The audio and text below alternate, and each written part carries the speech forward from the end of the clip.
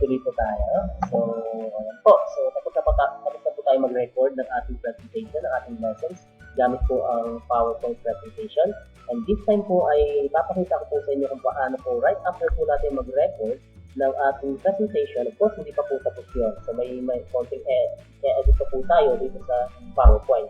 Okay po. At bago po natin ilagay sa Filmora. Okay. So, dito po muna tayo sa after po ng recording, ang editing po ng part sa portion ng nirecord natin. Okay, so ang gamit ko po ngayon today sa recording ay ang Camtasia. Okay po, so may camera din po ang Camtasia at nire-record niyo po ang lahat na makaka-capture sa screen. So, ayun po. After po natin na i-record yung lesson, of course, ito na po yung aking ginawa. So, in-edit ko na po siya. Dati po siya nandito, umilipat ko na po siya doon. So, drag and drop lang po natin yan para mailipat. So, ano pong purpose na? Para po hindi matakpan yung mga bagay na gusto makita sa screen. So, ito na po siya. Paano po napalitan ng kulay shape, yung border? Ayan, kanina maitim po yan. So, yung background, kasi madilim. So, meron po tayo sa formatting. Click lang po natin itong video na recorded.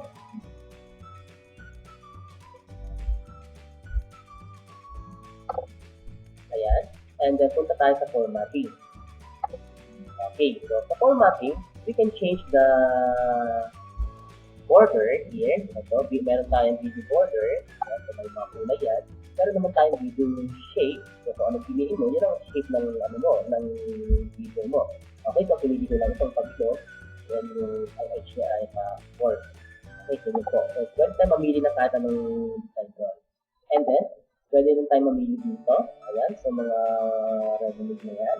So, once you click, ayan, magpapago po yung kanilang yung shape doon sa video na yan. Okay, so, ang gusto ko yan, part of yung border ay dilaw, the rectangular siya. Okay, so yan po ang gusto ko nangyari. Gusto ko makita yung ano. At, so dahil kanina maitim yan, ginawa ko yung correction ng, ayan, so gumawa ko ng mas di ba kanina, ito yung original niya. Ang original lang. So, pinaliwanag lang po siya. Ayan po. So, pwede po natin i-adjust yung lighting. Okay, so lighting lang po ito ha. Lighting po yan. Alright, so yun po yung gusto ko dahil umakbado sa kulay niya at yung dapat medyo contrast siya. Okay, so maliwanag yung likod at maliwanag din naman yung harapan. So, medyo ano siya. Okay, so we can also edit here. Ayan, so maraming mga pwede yung size niya, yung pwede natin i-crop, pwede natin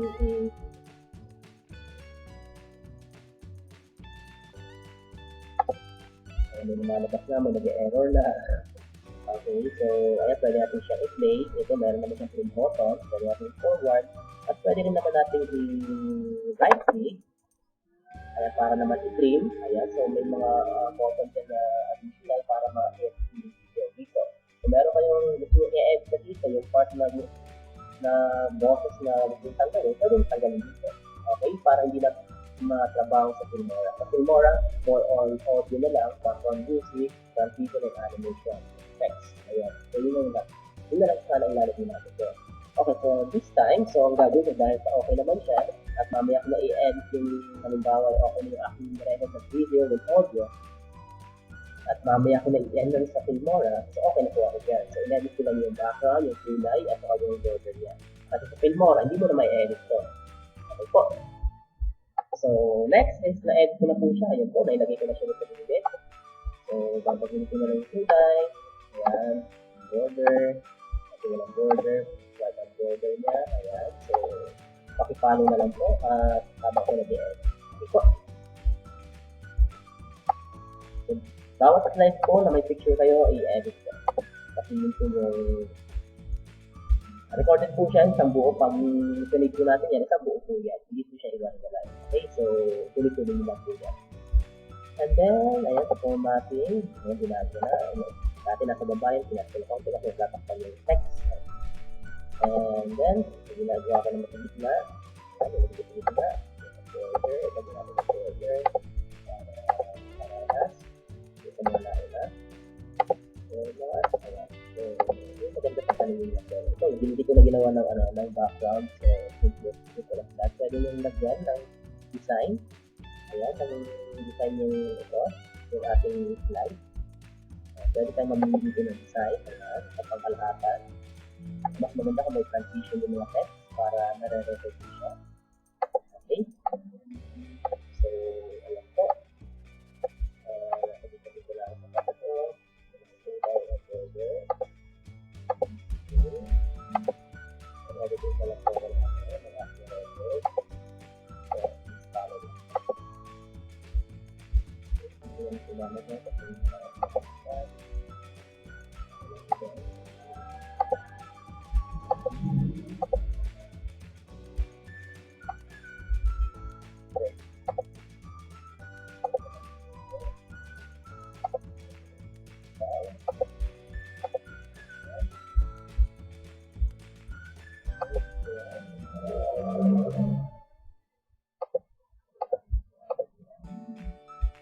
mapapansin nyo medyo dark na po. So ngayon, dahil dark yan, ang gagawin ko po, dito pa na-edit pala yan. So, ako, dito ako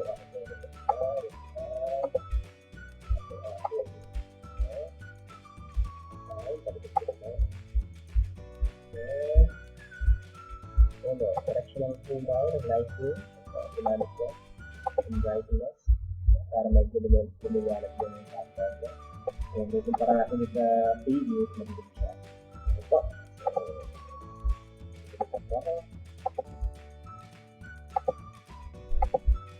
Ako ginagamit ko dito para siya. Pero sa kayo ko kung paano dito gagawin dito.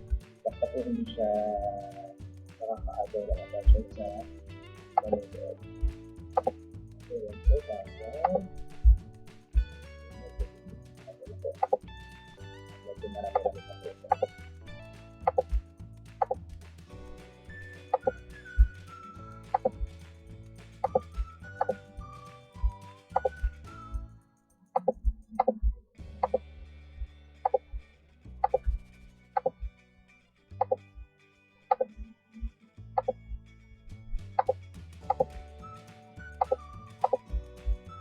So, may natatakpan. So, ang gawin ko po dito is tatakpan na takpan. Para wala matakpan. So, malapit na ako matapos. So, natin lang tayo.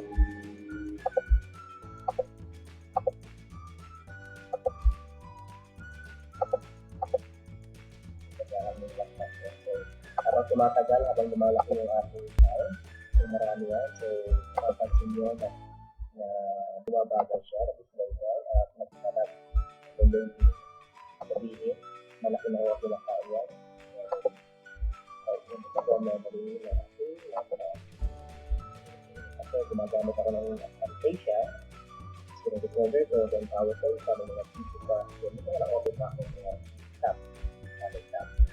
Ayun po, so mabagal na po siya. So, kung mabilis lang po laptop niya ako na po. So, sa akin, medyo mabagal na siya. Ayan, so nagkakita na naman po dito, dapat po lang po siya ng konti. So, nalagay na. Ayan, continue.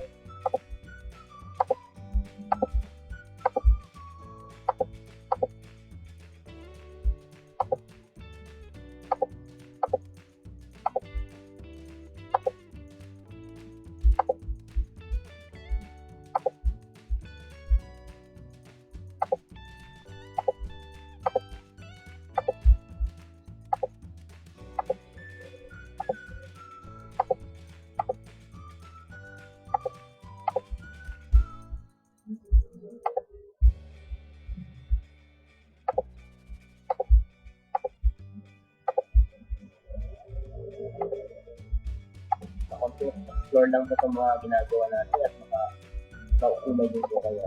Okay, kung hindi pa po pa yung mga fields sa formatting, pwede pong habang tumatagal po makasanay din po kayo. Kapag dami sa mga fields, ako na mo, sabihin nyo na uumay na kayo. Kaya, para po sa kayo sa mauumay tayo. Kapag dami sa mga fields.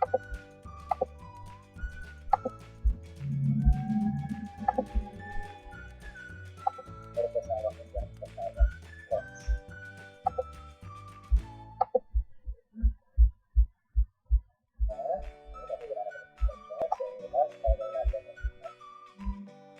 Oh, that is happen.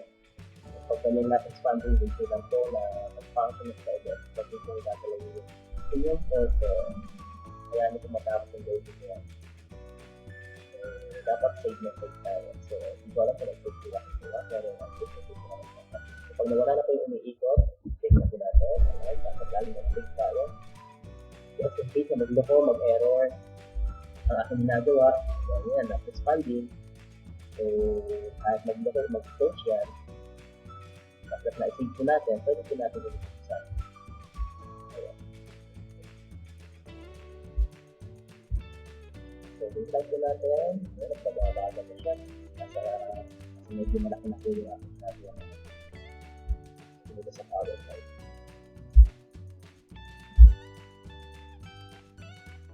So, siguro kahit dito pumunta muna kayo kapag ginagawa ng part na ito.